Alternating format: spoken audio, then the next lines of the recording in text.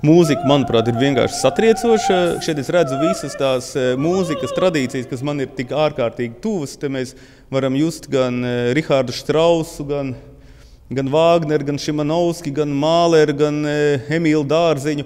It kā liekas, ka es tagad saucu, ka tā ir tāda ļoti eklektiska mūzika. Bet vienlaicīgi visu šo muzikālo sajūtu mēs te jūtam, taču tas ir 100% Arturs Maskats.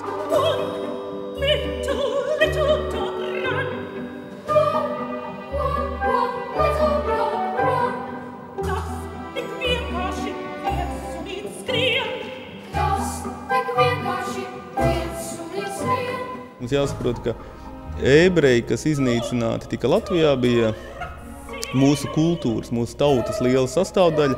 Tie bija vieni no mums. Manuprāt, jebkuram latvietim jāpasaka, es esmu Valentīna, es esmu šajā holokaustā cietušais ebrejs.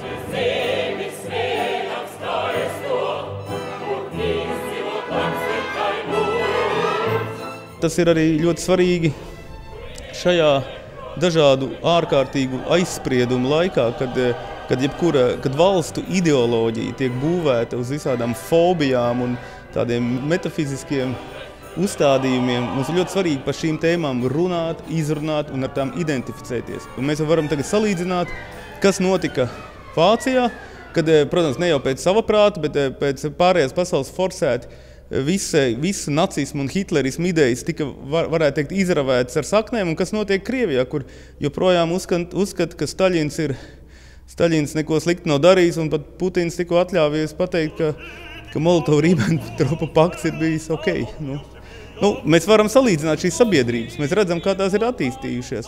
Viena ir brīva un tikusi ar savām problēmām galā, otra ir joprojām tādā garīgā kalpībā, kura vispār nesaprot neko, izskatās. Tāpēc man liekas, es gribu, lai Latvija ir pie tiem, kas ir brīvi. Ir kara arī savi goda likumi, tie atkarīgi ir no kara.